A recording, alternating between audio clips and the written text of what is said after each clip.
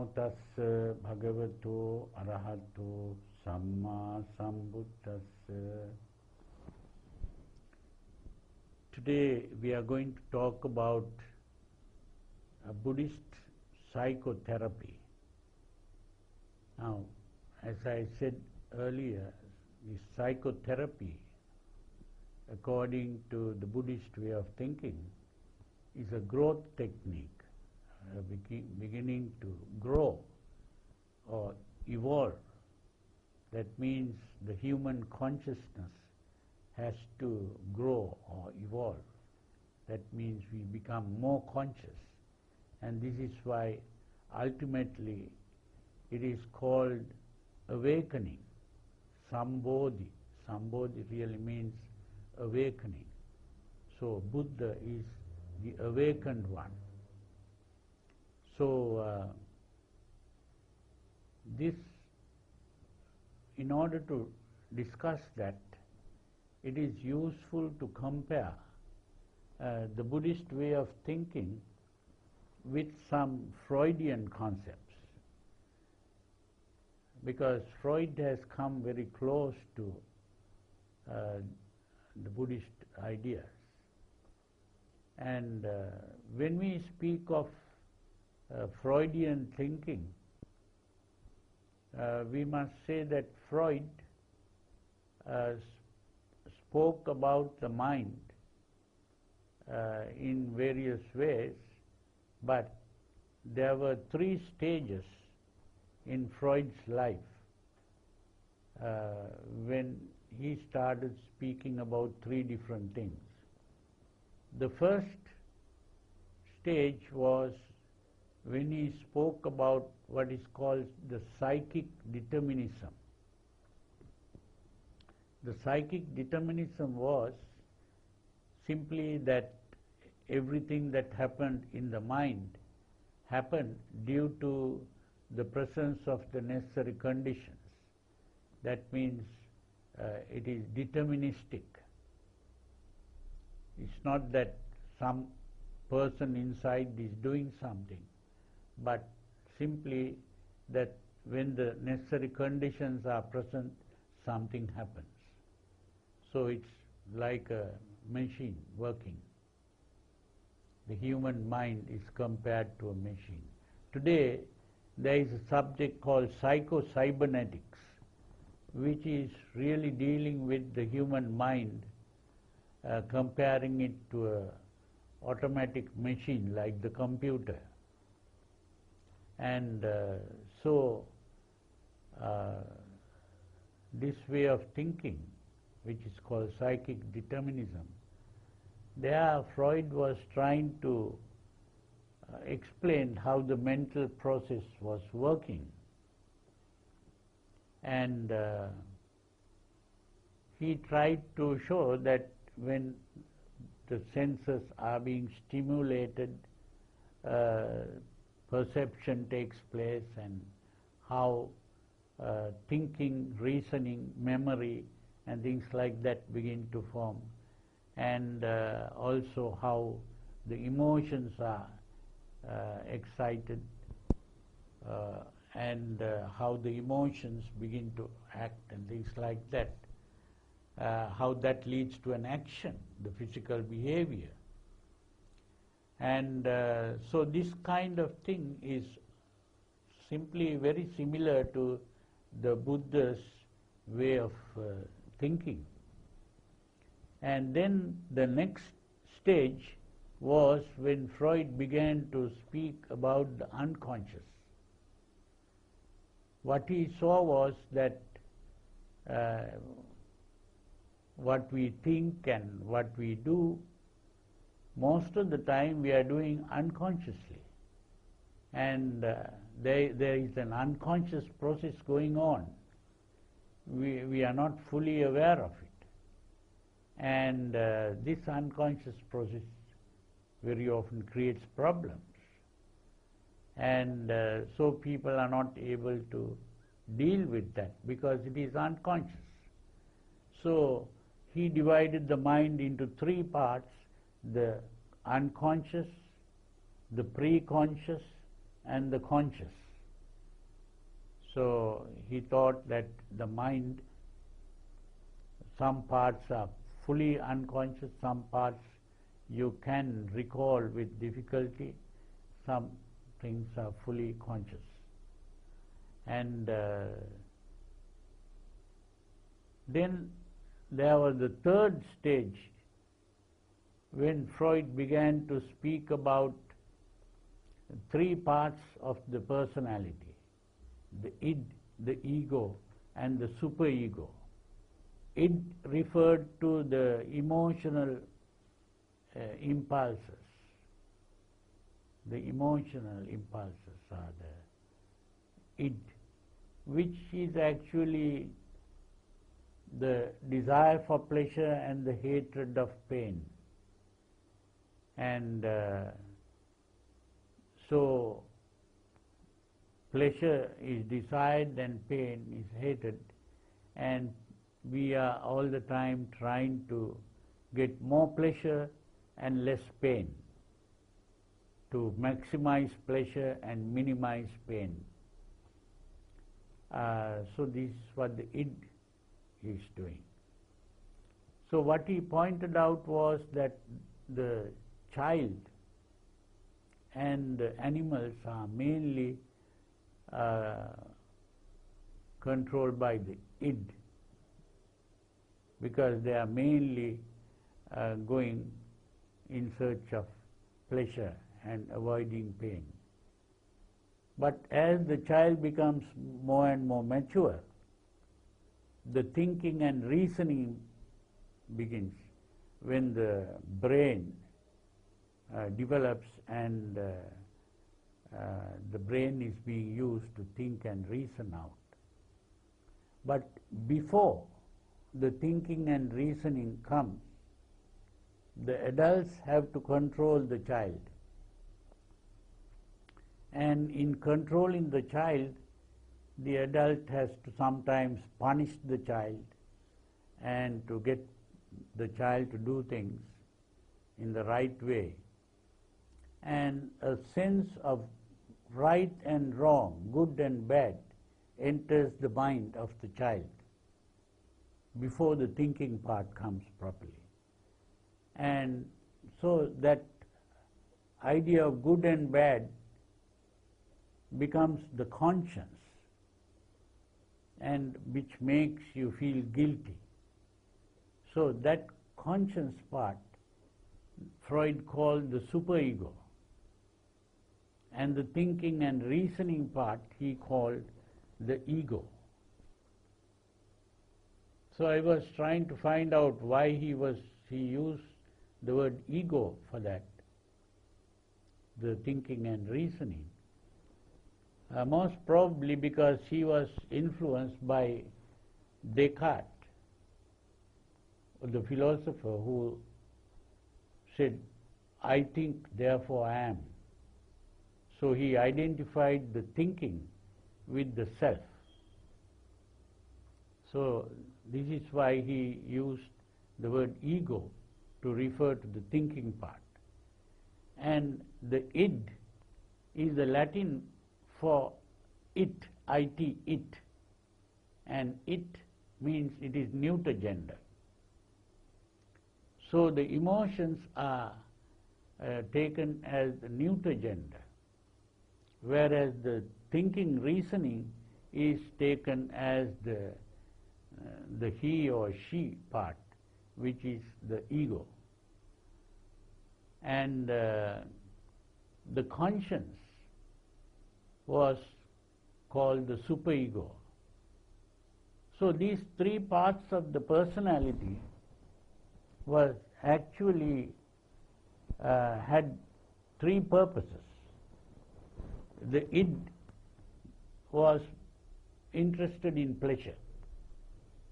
So he said the id is dominated by the pleasure principle. Id wants pleasure and to avoid pain. The emotions are that. And thinking and reasoning, he said, was dominated by the reality principle, because it wants to be realistic, the thinking and reasoning. And the superego part, which is the conscience, was more interested in good behavior, which is the moralistic part, which is dominated by the morality principle. So the three parts are dominated by different goals or purposes or aims. And so automatically there is a conflict in the mind. One part of the mind wants pleasure, another part of the mind wants reality, the other part of the mind wants to be good and moral. So these are three different purposes, and therefore there is a conflict here. So what Freud saw was that the whole personality, the healthy personality, is dominated by the reality principle. The unhealthy, childish personality is dominated by the pleasure principle, because the children are only wanting pleasure. And then, of course, the superego is mainly interested in morality, or right and wrong, good and bad. So he found that those who are mentally sick are people who are having this conflict, and the main conflict is between the id and the superego, because the id wants pleasure and the superego wants to be moral, and so you have to give up pleasure to be moral. And of course the id, the ego, which is dominated by the reality principle, has to bring about a balance and somehow solve the problem. That's how Freud saw it. But he pointed out that the id has to be satisfied somehow, and that the emotions cannot be got rid of, and somehow it has to be satisfied in some way or another. So he also saw that this conflict, the ego tends to repress that conflict, the conflict between the id and the superego. Repression means just to push it down into the unconscious. That means to forget it. Instead of solving the problem, you begin to forget the problem and leave it aside. But when you do that, this problem somehow creeps in and troubles you. So that is the neurotic behavior, and this which can even lead to psychosis, which is insanity. And so Freud's method was to bring out this repressed conflict out and deal with it in a rational way. That is what he called psychoanalysis. So the psychoanalysis was to bring out the unconscious part, to make it conscious. And in making it conscious, you deal with it in the rational way, using the ego. So ego deals with it. And he also spoke about sublimation, which means that the ego, the id, has to be satisfied in some way or another, and the way to satisfy it is to somehow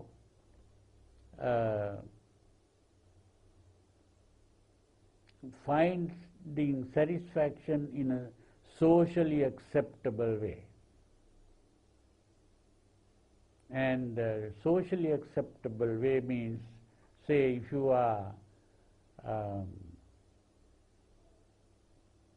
interested in sexual satisfaction, you should not be going to rape a woman or something like that, but instead of that, the socially acceptable way is to get married. So like that.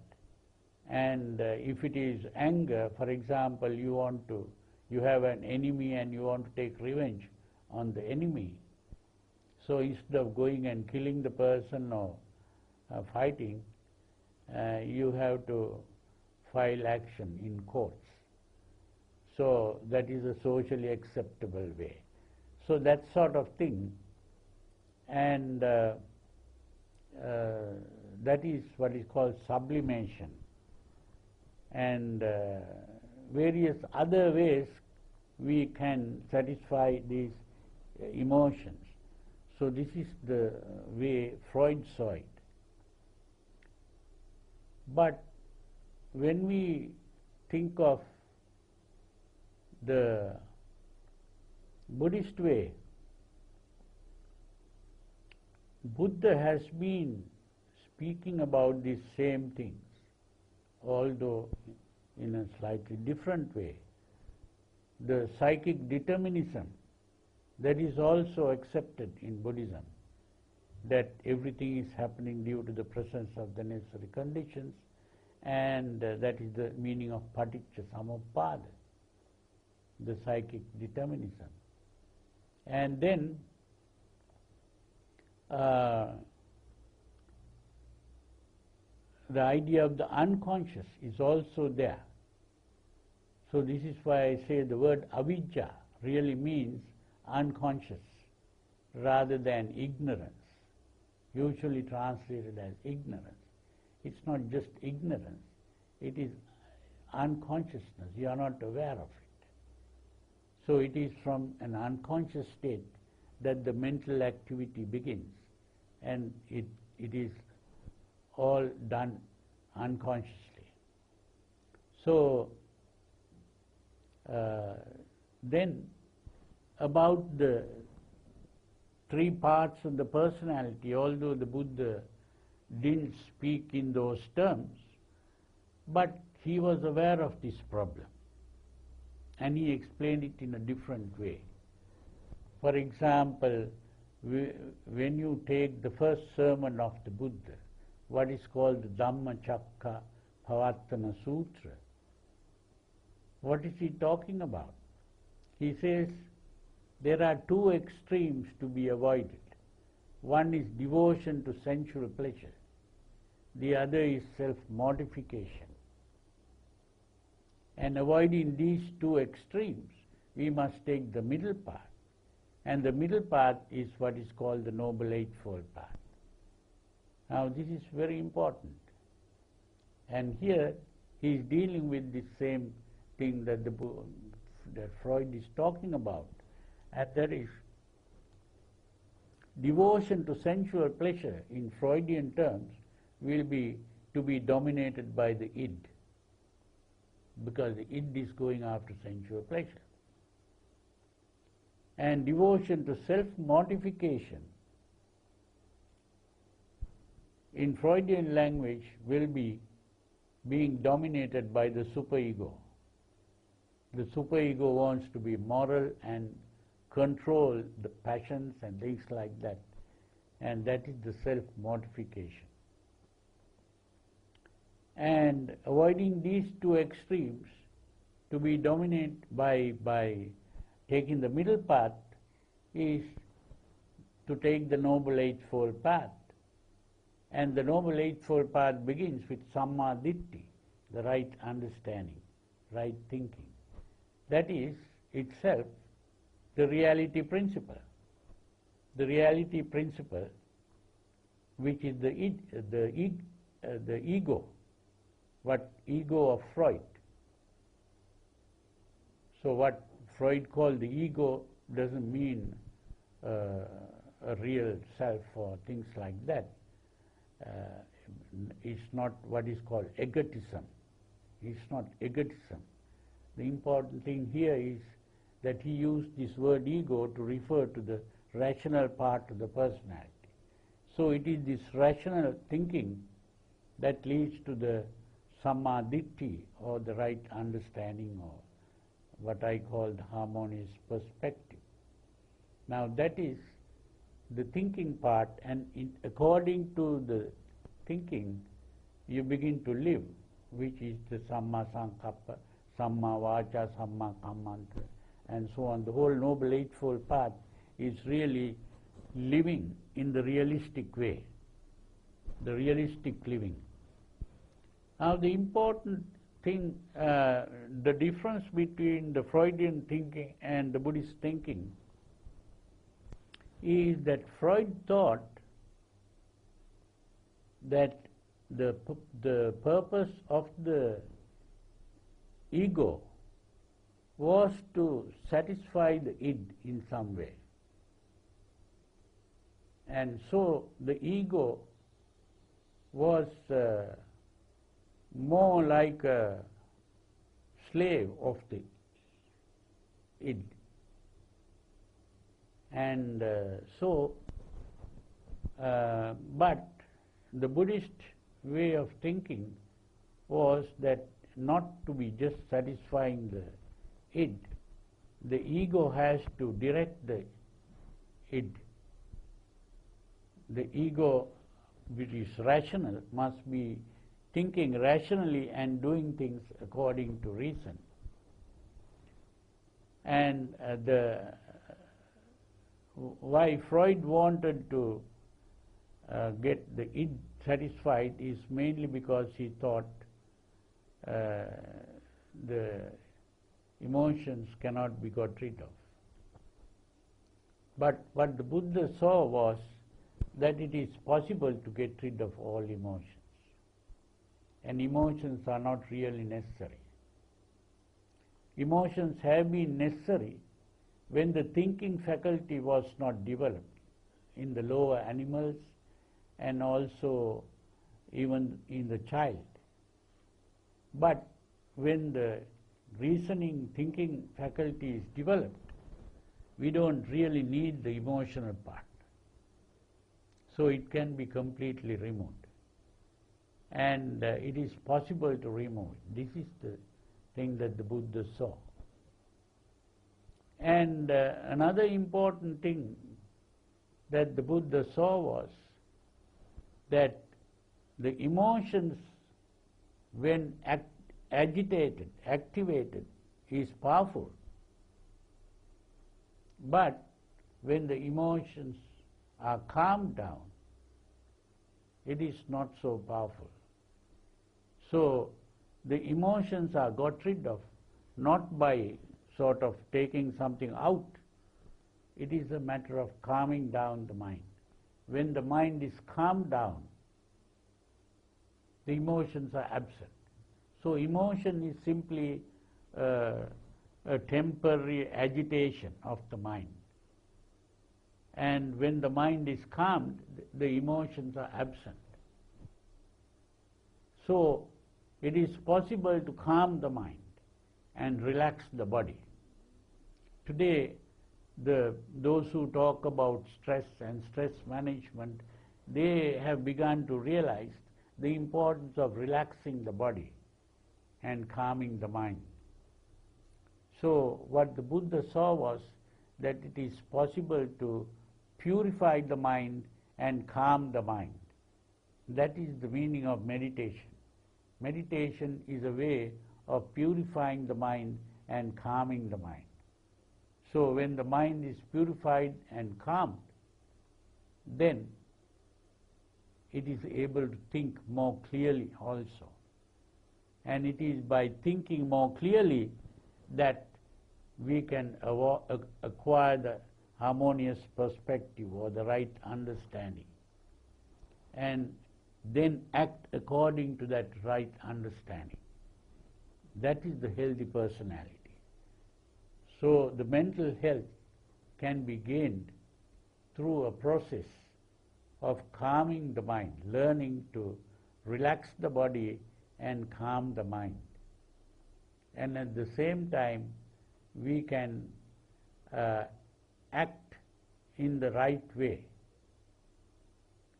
So the action part of the practice is what is called sila, the good behavior. So the first thing is the sila, which Freud saw as the sublimation of the impulse. The sublimation is simply the sila part, where we act in a social way, socially acceptable way. And then we have to learn to purify the mind and calm the mind. And that calming and purifying the mind is the samadhi. That's what is called samadhi. And when the mind is calmed and purified, we can think more clearly. And by thinking clearly, it is possible to